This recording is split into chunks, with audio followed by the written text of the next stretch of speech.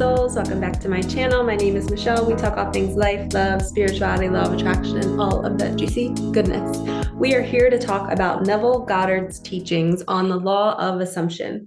What are you assuming to be true about your life? What are you assuming to be true about your past? Yes, our past is factual. It's happened, it's here, but we carry a certain vibration moving forward in our lives, and we hold stories of the past. So in this video, I'm going to talk about how revisiting those stories, rewiring them, rewriting them, and choosing differently moving forward to really put yourself in a vibration of no longer bringing your past into your future. So a quick example of how this video is going to go is, say there's somebody who had a business in the past and it didn't do too well. And now, 10 years later, they've done their healing, they've moved on, they've divorced their partner, they've made all of these changes in their life to set them up for success, and they're about to start a new business, but deep down, they have this memory of the past experience of their business failing. So moving into this new business, they have a story. They are holding a story that this didn't work out in the past, so maybe it won't work out this time. And that's what this video is all about, is that these scenarios that we carry with us, these feelings, these memories, these stories that we're holding, we really have to look at our stories. In the past month, I'm laughing because I just realized how many shitty stories I've been telling myself. And I'm really thinking and feeling on the surface level really positively, but deep, deep down, I was telling myself shitty stories. And when I say shitty stories, I mean not positive ones, not invigorating ones, not like what if, or isn't it wonderful that something marvelous is happening to me right now? My story is the old victim story. So let's dive in. We're going to work on two methods today. One is revising and one is I am. And the I am is more for the present moment when you're in a situation that doesn't feel good, and you're going to be using that law of assumption to move something away from you, move yourself out of the situation, move people away from you. Your imagination can create your reality. It is creating your reality. So how can we use it for good? Okay, so revising and I am, those are the two methods I'm going to teach you today. So let's start with revising. So I was listening to Hedley Dorenzi. She is an amazing manifesting coach. Go to her channel, subscribe. She's a full teacher of law of assumption. That's all she does. And I watch her videos to educate myself because she helps describe Neville's teachings a little bit more clear. And I like her stories too. But I was listening to Neville's book and then I was watching her videos, and I wanted to share a couple of these stories that I found through both of their teachings. And one of them was when she got a parking ticket one time. So this is the past, right? She gets a ticket. It's factual. It happened. You think you can't change it, but you can change the outcome of what's coming next. So she hadn't gone to court yet for this parking ticket. And she said that she actually attracted the ticket. Like, she's never gotten one, but the week prior, she was like, I wonder what it costs when you get a parking ticket. She started wondering. She started using her imagination to be like, well, she just started thinking about a parking ticket. And then a week later, she got it. So that's a reverse example of what you want to happen. You don't want to call that in. But now that she called it in, I see it as she was attracting that situation because she's a manifesting coach so that she could share that story. So I think everything's divine and meant to be. But she had that story that she wasn't sure what a parking ticket would be like. So she was then put in the situation to experience it. And as she was revising the story, she jumped into her imagination. So this is the lull time between the ticket and between the court date. She jumped into her imagination and she revised it. She said, I'm imagining my car not being in that spot. I'm moving that car to a legal spot and everything's fine. It's moved, it's done. And she keeps replaying that every night before bed when she's driving her car. And I think she did it for only a couple days because the court date was coming. And she said it was so magical. She went to her court date. They didn't even ask her if she was pleading guilty or not. They literally dismissed the case as if it was not a thing. And she knows that it is because she used her imagination to create a new story that the car wasn't parked there. She undid the situation. Okay. So you can change the outcome of the past, if that makes sense. Another situation where you can revise is I heard this story on, I forget whose channel it was, but she was talking about how one of her coworkers, the girl that was sharing the story, she was a coworker and she was the one that was doing the revising. And they were working at a nonprofit and they were handling millions of dollars that were coming in with donations and stuff. And they were making this really big deal. And it was like a $2 million deal. And they had to transfer the funds. And the girl that was in charge of the correspondence, the emails, all of that, somebody hacked into their account, into their system, and they sent an email saying, hey, we have a new bank. Here's the routing number. You can send payment here. Meanwhile, it was the same email. Everything looked perfect. She didn't know it was a hacker. So she sent the money to this account. Well, it was not the account that she was supposed to send it to. And she was panicking. She had all this fear. She's like, I'm going to get fired. This is my livelihood. Like, what am I doing? Like, she was just in full blown panic. And so the coworker is watching this happen to her friend, and the coworker is aware of the law of assumption and revision and Neville Goddard's teaching. So what she did is she sat at her computer, and for the next 7 days, she imagined her coworker sending her an email saying, we got the money back. The money's back. It was never gone. Somebody found it. Somebody got it back. Somebody found the hacker. And she just kept imagining the coworker texting her or calling her or emailing saying, it's back. The money was never gone. It's not lost. And that coworker was freaking out every day, calling banks, calling people. We have to figure this out. We have to figure out how they hacked into our system.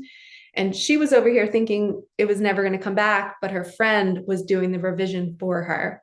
And on the 7th day, she got that exact email. Her friend was screaming, and she would sit in her chair imagining her friend screaming and jumping around and being so excited that they got the money back. So that's a success story about even when you think you've lost something, you can rewire it. You can change the outcome. You can call things back. This works. Here's another example. When I was listening to Neville Goddard's book, The Collection, it's all of his books in one. And high five to one of my viewers who recommended it. I love you so much. It has changed my life. I blew through it so fast in 2 days. It's like an 18-hour book. I listened on Audible. But one of the stories Neville shares in there is about somebody who they had a watch that was taken from their home. And the husband used to take off his watch, hand it to his wife. His wife would clean it and put it in this little box. Every single night they had this routine. Well, one day they woke up and the watch was gone. And they were like, what's going on? Did somebody rob us? We don't know. And they were like, no, we are not accepting this reality. We know Neville's teachings. We're going to imagine the watch is still here. So what they did every single night and every single morning, they pretended to take off the watch, hand it to his partner. She would put it in the box. Every morning she'd take it out of the box, hand it to her partner. They would do this imaginal act every morning. And I so cannot wait for me to have a partner to do this stuff with. I can't wait to create magic every day in my house with my partner, manifesting that in. It's already here. It's already done. He's behind me right now listening. But they did this as a couple, and they were not settling for this outcome. They're like, no, that watch is coming back. Well, just a short time later, there was a pawn shop, and a man came into the pawn shop and he had the watch on his wrist. But he was coming in to check to pawn off some other kind of jewel or gem or something. And the owner of the shop recognized the watch because he had had a conversation, I think, with the owner prior, or the owner of the watch prior. So he knew. So he quickly called the police in the back office, and the police came and they found $10,000 worth of watches in this guy's apartment. And the watch was returned to the owner, the husband and wife, and they received the watch back. They were determined to get that back. So these success stories are so invigorating, right? They make you feel so good. They make you feel like you can create anything, and you can, but we have to be persistent with our imagination. We have to believe in it. We have to feel as if the watch is still going on our wrist. We have to feel like we're going to get that house that we want to buy, which is my next story. Another revision, or another story that it's not so much revision. It's kind of revision. Yeah. So this couple was wanting to buy a house, and there was this woman who lives on a 2-acre plot. This is also from Neville's book. And this woman lived on a 2-acre plot, and there's 3 real estate agents in an office saying, don't even offer to this woman. She's not going to split her property with you. There was another house on the property that if she could split it down the line, they could have 1 acre, she could have the other. And this family, this man and wife, walked into the house that they were thinking about buying. And the wife was at the top of the stairwell looking down at her husband with his pipe by the fireplace, and it just felt like home. They had been envisioning this house, going to bed every single night together for months and weeks. And now they're finally in the space, but the realtors are telling them, she's not going to sell you this house. She's not going to split it in half. Maybe she wants to sell the whole 2 acres, but they didn't have the money to do that. They only wanted half. So the husband and wife were so stubborn. And the 3 real estate agents were like, no, we're not even placing an offer. There's no point. This lady's not going to budge. And they all left the office. Well, the husband slammed his hand on the table and was like, it's your job to place offers, isn't it? And he didn't settle. He was stubborn. And he's like, please offer. We want to offer this for half of it, for 1 acre for this house. And what do you know? The lady accepted the offer. She split the property right down the middle, and she said yes. This is how the universe works. They called that in themselves. They knew it was possible, and they stuck to their guns, and they forced those real estate agents to trust the process. So all of these stories are success stories that we need to hear for us to move forward on our journey, to know that what we are imagining is coming true. So right now, think about, what are the stories you're telling yourself? What are you accepting that you don't want to accept? Let's change the outcome. And now let's move into the I am situation. So using I am, we are imagining ourselves as the person, as the thing, as the place that we want to call in. So here's an example. One time I was at a restaurant, and there was this family behind us that was like really loud, and they weren't so kind, and they were really like not so nice to their kids. And it was really affecting our night for me at my table with who I was with. So I didn't say anything to the people that I was with, but internally I know how this works. So I'm always praying inside my head and talking to the universe when I'm out with people. And so I'm sitting there going, I am the family behind me, and I am going to go home, and I'm going to be so nice to my kids, and I'm going to be so nice to my parents, and I'm the family behind me, and I'm just going to get up and go home. I'm just going to get up and go home. And I just kept saying it in my head. And I swear, you guys, like not even a minute later, they got up and left. And they had like just gotten their food when I was doing this. And it was wild. I literally, I couldn't believe that it happened. I was like, oh my gosh, did I just do that? Or was that going to happen anyway? And this is just how it works. And here's another example. So there was, I think on Headley's page on her YouTube channel, she talked about this. She was in a movie theater, and she was sitting in like a front section, already kind of not really happy. She was in an icky state, and she attracted this group of young kids behind her. They were kicking her seat. They were doing all these crazy things. And she just was so frustrated. So she started to use the I am. She calmed herself down, and she's like, I am the group behind me, and I am quiet, and I am watching the movie. Maybe I'm leaving. I am quiet. I am the group behind me. And she just really repeated it and got herself into the feeling state of being those people and either moving them or having them quiet down. And for the rest of the movie, I believe for the rest of the movie, they were silent. And she was like suffering for like the first half hour of the movie. She was so angry, just sitting there being so angry, like, oh, I can't stand this. This is ruining the movie for me and my friend. And then she remembered to use the I am method. And we can do this in so many different ways. I used it where I live. I used to have neighbors that were very loud and weren't so kind to one another. I had this one couple that lived right next to me, and every full moon, the girlfriend, they would be screaming at each other, fighting, and I could hear it through the wall. The one time I had to call somebody to come make sure that there was no hitting going on. And every day I would sit in my apartment and I would say, I am my neighbors and I am moving. I am my neighbors and I am moving. I am my neighbors and I am moving. And I would just keep saying it until it felt real. And I swear, 3 weeks later, there was a moving truck outside of my complex. And I went and asked one of the maintenance guys, and I was like, is that my neighbor like next to me moving? And I was like, oh my God. I was like, I totally have been like praying for them to move because they were just so not healthy. I was praying for them to be healthy with each other. That happened. Then I had neighbors above me that were really, really sweet. They weren't loud at all, but they happened to be moving and I was so sad. But as they were moving, I was panicked because I was like, oh no, what if I open myself up to get loud neighbors? And I was like, no, Michelle, you're not having that thought. So then I kept laying in bed every night going, my house is so quiet. There's no neighbors above me and it's so quiet and I'm so grateful and nobody has moved in and it's so peaceful. And they moved out, I believe, in August. And guess what today is? Today is December, I think, 5th. Today is December 6th, and it is still vacant. I shit you not, the apartment above me is still empty. So from August to December, I manifested nobody living above me.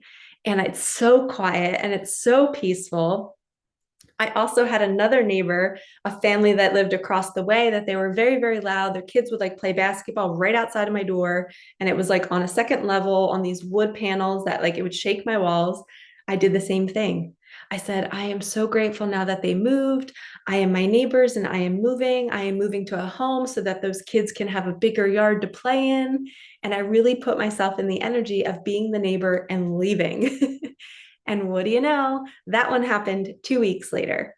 So our imagination is the most incredible tool that we can use, and it's at our disposal. We're literally doing it every single day. So you can change your reality. You can change the past outcome to make it change for your future outcome. Like getting a ticket and then having it reversed and not having to pay it. Obviously, if she would have had to pay it, there might not be much you can do after that. But I've heard so many stories about the $2 million situation where you think money's lost or somebody's stolen something from you and then you get it back. And this is how we can maneuver through life. And it's fun knowing that no matter what happens, our imagination can twist it. We can shift it. We can make it better for our experience. I cannot wait to manifest my dream home and the magic that's going to happen during the process. Like I'm already excited for it. I know my person's here. I know the house that I want to live in. I wake up imagining myself in it every single day, the white sheets, the down comforter. I can imagine the thick white countertop island that I put my hands on and I sit my butt on every once in a while when I'm reading or filming. And I can just see the couch and the kids playing in the front of me, the fireplace, the pool. Start dreaming up what you want and start putting yourself in it. So as I end this video, there's one more thing I want to add. You want to live in the end result. We always talk about living from the end, being the person that has the thing. So really live in the end. So what that husband and wife did when they manifested the sale of the 1 acre property is she imagined herself with her hands on the railing of the stairwell. He imagined himself in front of the fireplace. They started to really feel like they lived in the home, and they were doing this practice as if it was their 9 to 5 job. They'd be driving to work. They were diligently persistent with their imagination. They were not settling. They were just saturating and saturating and saturating their mind with these thoughts. And then it became their reality. And it can happen in a really, really short period of time. It's 2022 now, and we are living in a time where there's instant manifestations. Things are happening instantly. Even for me, like as much as I've had a lot of movement with all of my neighbors, there was this one guy that I was telling a couple of my friends about who I just didn't have a good feeling about. He lived in this one other building. Every time I would go to the gym, he would be there. And I'm like, I feel like he knows when I'm going and he's kind of following me. But it might not have been the case. But all of a sudden he moved. He's just not there anymore. And I had practiced, that I was imagining him not coming into the gym, and he stopped coming to the gym. And then all of a sudden he moved. And I'm like, wow, my thoughts are really shifting people and changing situations, calling in money. So really start to practice the law of assumption. Use that imagination for good. Revise the past to set yourself up for a better outcome, and use the I am. Put yourself, so if you want to get a job, put yourself as the interviewer and be like, I am the interviewer and I am accepting all of these answers and I am offering you this amount of money. That just reminds me, one more story. So one of my clients, she was manifesting a new job, and at her company, I think she manifested this, they created a new position. and it was everything on her list. But the only thing that they came back to her and said was, hey, this new position is going to probably make less than your current position. And she messaged me and was like, Michelle, like, I can't afford that. Like, I need to make the same amount of money. And I said, okay, well, we're going to assume that they're going to come back with another email saying, hey, sorry, we made a mistake. You're going to get paid more. So we sat on that for 3 days. We both saturated our minds with those thoughts that she was going to email back and say, hey, before your interview, you're going to get paid this amount for this position. And what do you know? It was a Saturday or Sunday night. The woman emailed her, apologized, and was like, hey, good news. I was wrong about the price. You're going to get paid a little bit more than what you make now. So we revised it. We changed the outcome, and you can too. And if you need help, book a session with me. I can help you see your stories and see if they're as shitty as mine were, and we can shift it and start changing our lives for the better. And also, your limiting beliefs might be blocking you. So I took a fear course this summer. I'm going to leave that link below. Go take that fear course, because that will help you see more of why you might not really believing this could happen to you. Why you have those internal thoughts that when you're manifesting, you think, oh, that's not going to happen. The fear course will help you see why you're doing that. So use my code, discount code Michelle10. You get 10% off.